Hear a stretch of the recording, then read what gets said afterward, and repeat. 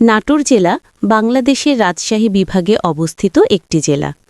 জেলার উত্তরে নওগাঁ জেলা ও বগুড়া জেলা, দক্ষিণে পাবনা জেলা ও কুষ্টিয়া জেলা, পূর্বে পাবনা জেলা ও সিরাজগঞ্জ জেলা এবং পশ্চিমে রাজশাহী জেলা অবস্থিত। জেলাটির আয়তন ১৯০৫.০৫ বর্গ কিলোমিটার। এই জেলাটি মূলত বাংলাদেশের উত্তর পশ্চিমের ৮টি জেলার মধ্যে একটি জেলা। আয়তনের দিক হতে নাটোর বাংলাদেশের ৩৫তম জেলা। নাটোর বনলতা সেন, রানী ভবানী, নাটোর রাজবাড়ি, উত্তরা গণভবন, কাঁচাগোল্লা, চলন বিল, হালতি বিলের জন্য বিখ্যাত। নাটোর জেলা দুর্যোগপ্রবণ এলাকা না হলেও সিংড়া উপজেলা ও লালপুর উপজেলায় আত্রাই নদী এবং পদ্মা নদীতে মাঝে মাঝে বন্যা দেখা দেয়। সদর ও নাটোরের সকল উপজেলার আবহাওয়া একই হলেও লালপুরে গড় তাপমাত্রা তুলনামূলক বেশি। ইতিহাস: অষ্টাদশ শতকের শুরুতে নাটোর রাজবংশের উৎপত্তি হয়। ১৭০৬ সালে পরগনা বানগাছের জমিদার গণেশ রায় ও ভবানী চরণ চৌধুরী রাজস্ব প্রদানে ব্যর্থ হয়ে চাকরিচ্যুত হন। দেওয়ান রঘুনন্দন জমিদারিটি তার ভাই রাম জীবনের নামে বন্দোবস্ত নেন। এভাবে নাটোর রাজবংশের পত্তন হয়। রাজা রাম জীবন নাটোর রাজবংশের প্রথম রাজা হিসেবে প্রতিষ্ঠা লাভ করেন ১৭০৬ সালে, মতান্তরে ১৭১০ সালে। ১৭৩০ সালে তিনি মারা যান। ১৭৩০ সালে রানী ভবানীর সাথে রাজা রাম জীবনের দত্তক পুত্র রামকান্তের বিয়ে হয়।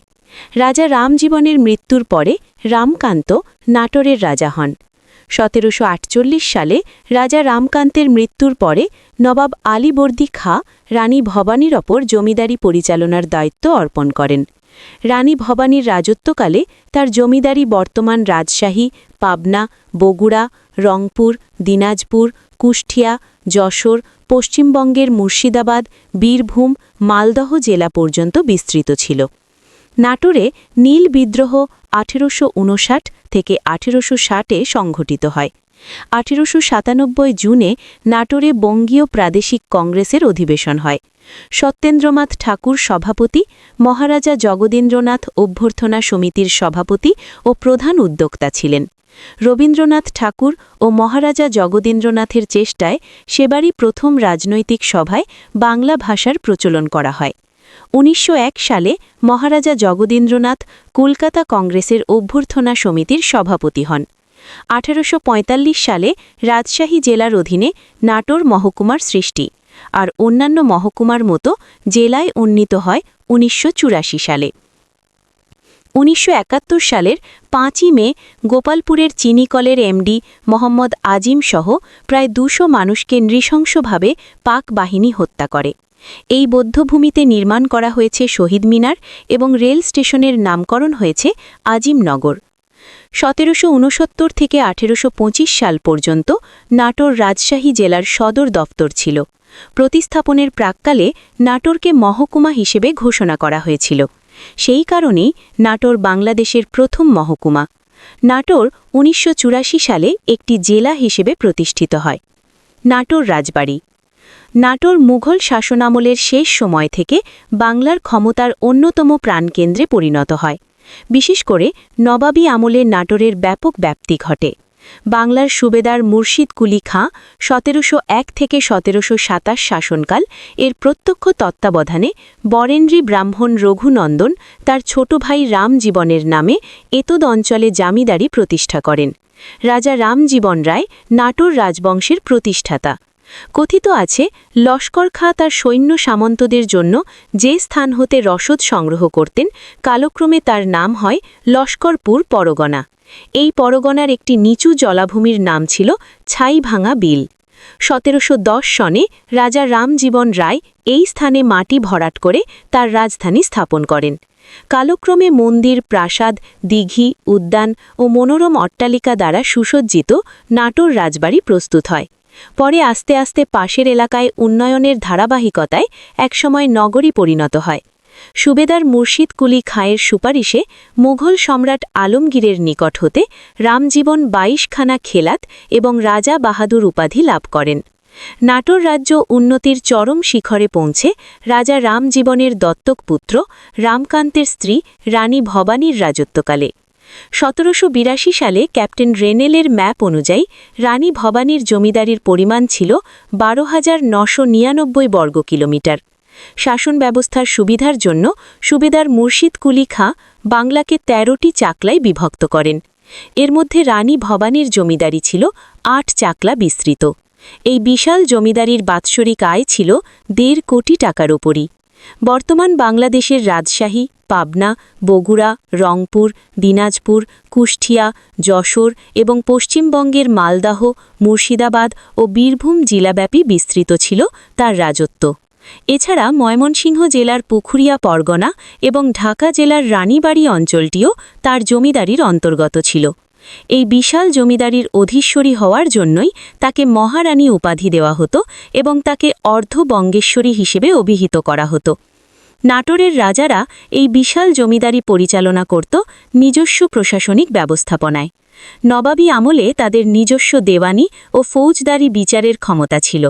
শান্তি শৃঙ্খলা রক্ষার জন্য তাদের নিজস্ব পুলিশ বাহিনী এবং জেলখানা ছিল। 1873 সালে ইংরেজ সরকারের এক ঘোষণা বলে রানী ভবানীর দত্তক পুত্র রামকৃষ্ণের হাত থেকে কোম্পানি পুলিশ ও জেলখানা নিজ হাতে তুলে নেয়। কোম্পানি নিজ হাতে জেলখানার দায়িত্ব নিয়ে প্রতি জেলায় জেলখানা স্থাপন করে। ইংরেজদের কর্তৃক পরিচালিত প্রথম জেলখানা নাটোরে প্রতিষ্ঠিত হয়। রানী ভবানীর শাসনামল পর্যন্ত নাটোর শহরের দক্ষিণ পার্শ্ব দিয়ে প্রবাহিত হতো স্রোতস্বিনী নারদ নদ।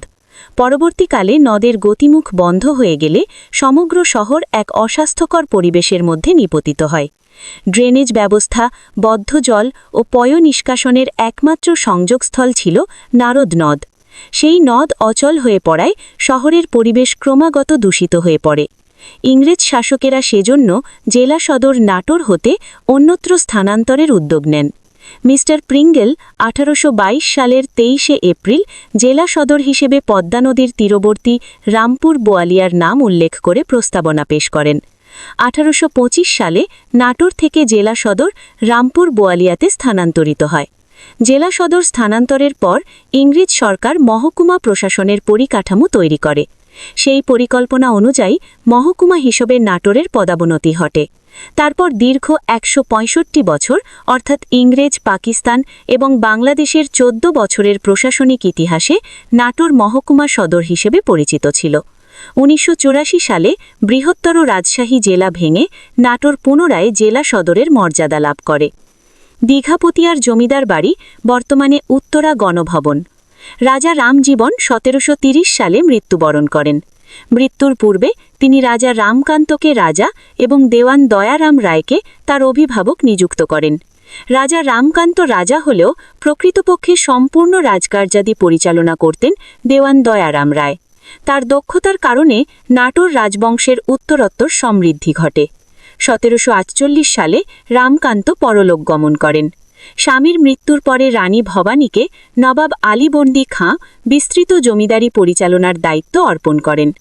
রানী ভবানীর রাজত্বকালে তার জমিদারি বর্তমান রাজশাহী, পাবনা, বগুড়া, রংপুর, দিনাজপুর, কুষ্টিয়া, যশোর, পশ্চিমবঙ্গের মালদহ, মুর্শিদাবাদ ও বীরভূম জেলাব্যাপী বিস্তৃত ছিল তার রাজত্ব। এছাড়া ময়মনসিংহ জেলার পুখুরিয়া পরগনা এবং ঢাকা জেলার রানীবাড়ী অঞ্চলটিও তার জমিদারির অন্তর্গত ছিল। এই বিশাল জমিদারির অধীশ্বরী হওয়ার জন্যই তাকে মহারানী উপাধি দেওয়া হতো এবং তাকে অর্ধবঙ্গেশ্বরী হিসেবে অভিহিত করা হতো। পরবর্তীতে রানী ভবানীর নায়েব দয়ারামের ওপরে সন্তুষ্ট হয়ে তিনি দীঘাপতিয়া পরগনা তাকে উপহার দেন। দীঘাপতিয়ায় প্রতিষ্ঠিত বর্তমান উত্তরা গণভবনটি দয়ারামের পরবর্তী বংশধর রাজা প্রমোদনাথের সময় গ্রিক স্থাপত্য কলার অনুসরণে রূপকথার রাজপ্রাসাদে উন্নীত হয়। কালক্রমে এই রাজপ্রাসাদটি প্রথমত গভর্নর হাউস, পরবর্তীতে বাংলাদেশ অভ্যুদয়ের পরে উত্তরা গণভবনে পরিণত হয়। অবস্থান ও আয়তন: নাটোর জেলার উত্তরে নওগাঁ জেলা ও বগুড়া জেলা, দক্ষিণে পাবনা জেলা ও কুষ্টিয়া জেলা, পূর্বে পাবনা জেলা ও সিরাজগঞ্জ জেলা এবং পশ্চিমে রাজশাহী জেলা অবস্থিত। জেলাটির আয়তন 1905.05 বর্গ কিলোমিটার। এই জেলাটি মূলত বাংলাদেশের উত্তর পশ্চিমের 8টি জেলার মধ্যে একটি জেলা। আয়তনের দিক হতে নাটোর বাংলাদেশের 35তম জেলা। নাটোর বনলতা সেন, রানী ভবানী, নাটোর রাজবাড়ি, উত্তরা গণভবন, কাঁচাগোল্লা, চলন বিল, হালতি বিল এর জন্য বিখ্যাত। নাটোর জেলা দুর্যোগপ্রবণ এলাকা না হলেও সিংড়া উপজেলা ও লালপুর উপজেলায় আত্রাই নদী এবং পদ্মা নদীতে মাঝে মাঝে বন্যা দেখা দেয়। সদর ও নাটোরের সকল উপজেলার আবহাওয়া একই হলেও লালপুরে গড় তাপমাত্রা তুলনামূলক বেশি। প্রশাসনিক এলাকাসমূহ 1984 সালের পূর্বে নাটোর রাজশাহী নামক বৃহত্তর প্রাক্তন জেলার একটি মহকুমার ছিল। তৎকালীন সময়ে নাটোর মহকুমায় 6টি থানা ছিল। থানাগুলো প্রধানত পুলিশি প্রশাসনিক ইউনিট হিসেবে সীমানা নির্ধারণ করা হয়েছিল ব্রিটিশ শাসনামলে। তবে 1984 সালে প্রশাসনিক পুনর্গঠনের মাধ্যমে বাংলাদেশের সকল মহকুমার দরুন নাটোর জেলা হিসেবে স্বীকৃতি পায় এবং অন্তর্গত 6টি থানাকে শুধুমাত্র পুলিশি প্রশাসনিক ইউনিট না করে থানা